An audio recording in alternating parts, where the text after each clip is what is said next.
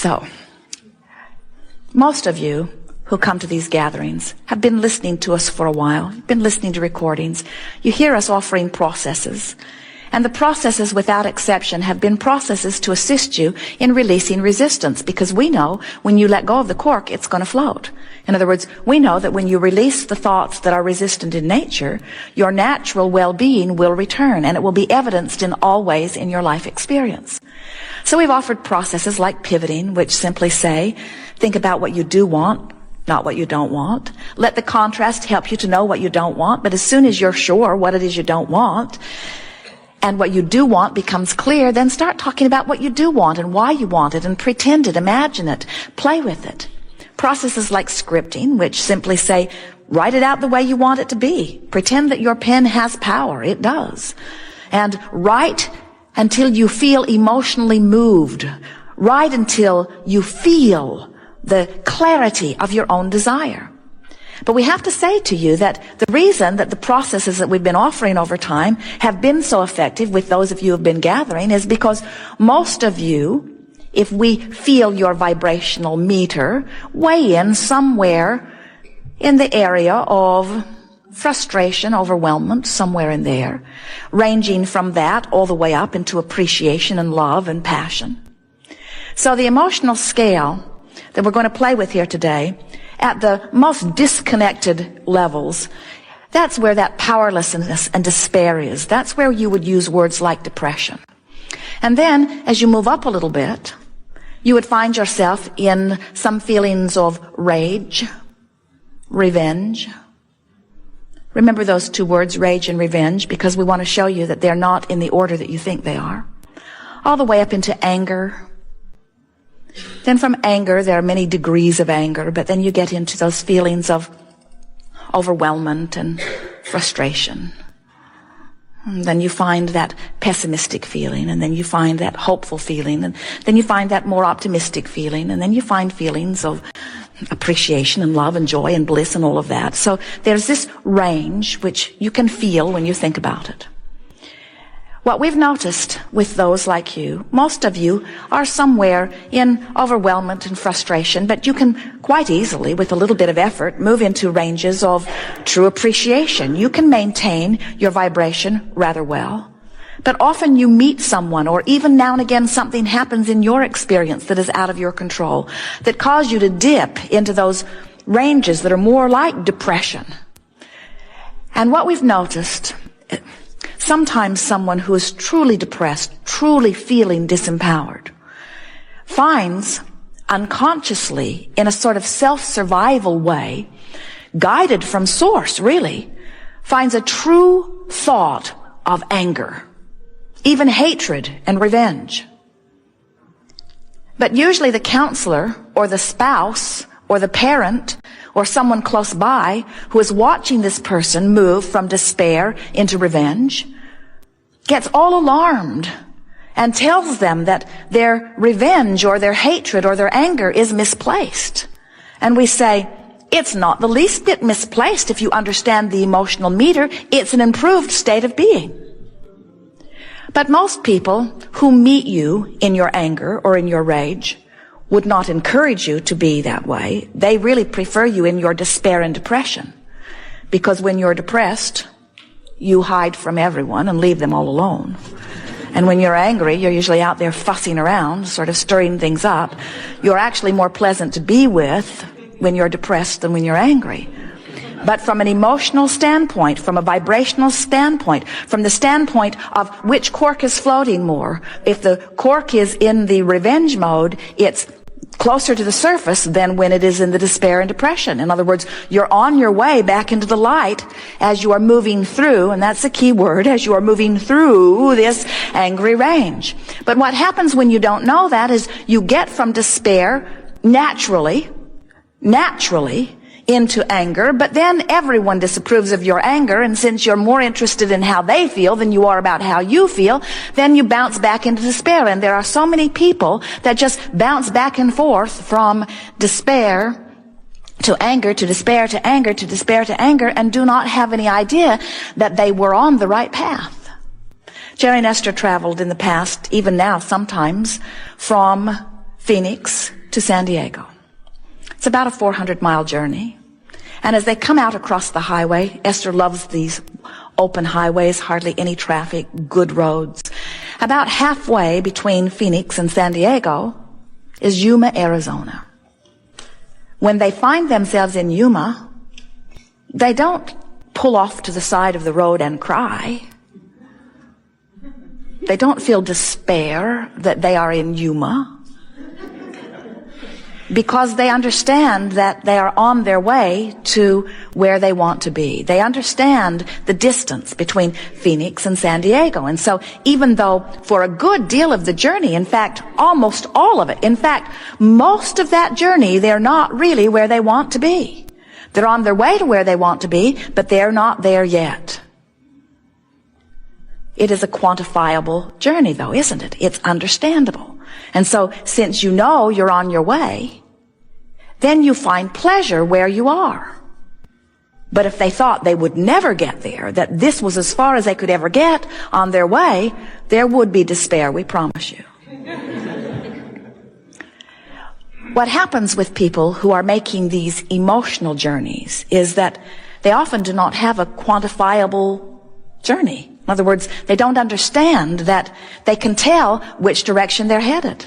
In other words, Jerry and Esther don't get so dismayed when they're in Yuma that they get all disoriented and go back to Phoenix.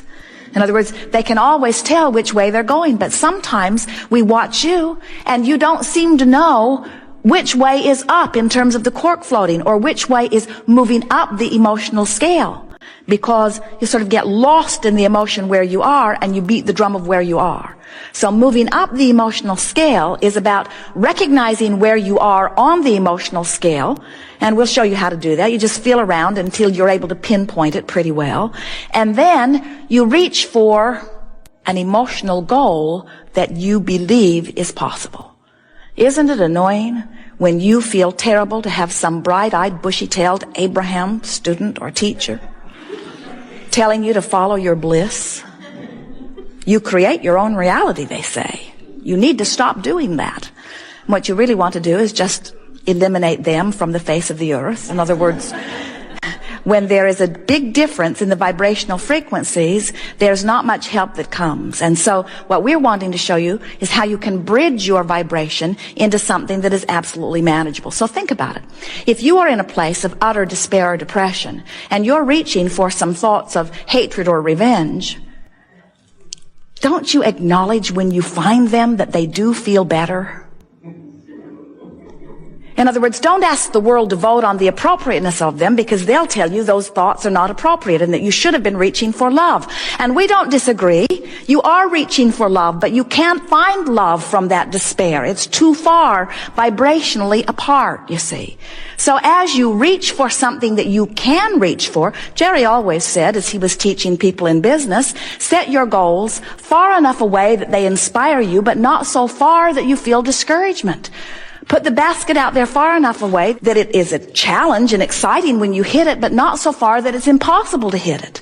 And this is the same thing. You're wanting to reach for an emotion that you have access to, that you and only you, because no one else knows, is a vibrational improvement. So you reach for that life-giving anger, and you beat the drum of it for a little while. And then, once you stabilize in anger, once you leave depression behind, are you hearing what we're getting at? When you stabilize in anger, now you have access to frustration, where you did not have access to frustration from your despair. So now you stabilize in your frustration, now you have access to some hopefulness, where you did not have access to hopefulness from your rage, maybe from your anger, but certainly not from your despair. You get the sense of this? So think about it. It's so logical. And as you play it, you'll see how well it works. If you are beating the drum of despair because something that has happened that you cannot control and it's knocked the wind out of you, you feel terrible, and now you're reaching for some thoughts of anger, and as you consciously do it, you're doing it on purpose, and you find that anger and suddenly you're breathing again.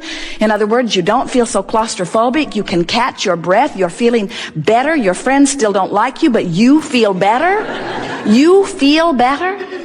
You've done it deliberately, and now you say, I've done that on purpose. Do you see? Can you feel what that does in terms of feeling of powerlessness? When you say, I'm choosing this angry thought on purpose, you're no longer powerless, are you? And so here's the magic of it. If you're making the best of where you are, which we've got to admit, it's not all that good. Rage is not the best place to be. It's just better than where you were. So if you make the best of it and beat the drum of it, and then you still make the best of it, you've got to feel angry. And if you still make the best of it, you've got to feel frustration. And if you still make the best of it, you're going to be in overwhelmment. And you still make the best of it, you're going to get into pessimism, and then you're going to get into hopefulness, and then you're going to get into optimism, and then you're going to get into a more playful, you get the sense of it? If you're making the best of it, there's no place that you cannot go. The difference is this time you can tell which direction you're facing. You can tell which direction you're facing so you don't have a meltdown in Yuma. You don't just spin there year after year after year after year after year after year, because finally your guidance system is working. Jerry and Esther have a navigational guidance system in their vehicles, and as they're coming across in the monster bus from one place to another, there's an antenna on the roof and a computer brain in the coach. And there are satellites in the sky which triangulate their position. So Magellan always knows where they are. And then they just program the address, the city, and the street, and even the numbers often of where they want to go. And Magellan then calculates the route for them from where they are to where they want to go. Magellan never says, "Where have you been?" Magellan never says, "How long have you been there?" Magellan never says, "I'm not going to tell you. You didn't listen last time."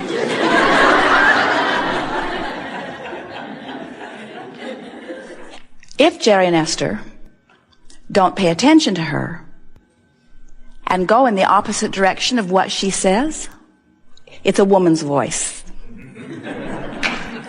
The man's voice was too bossy.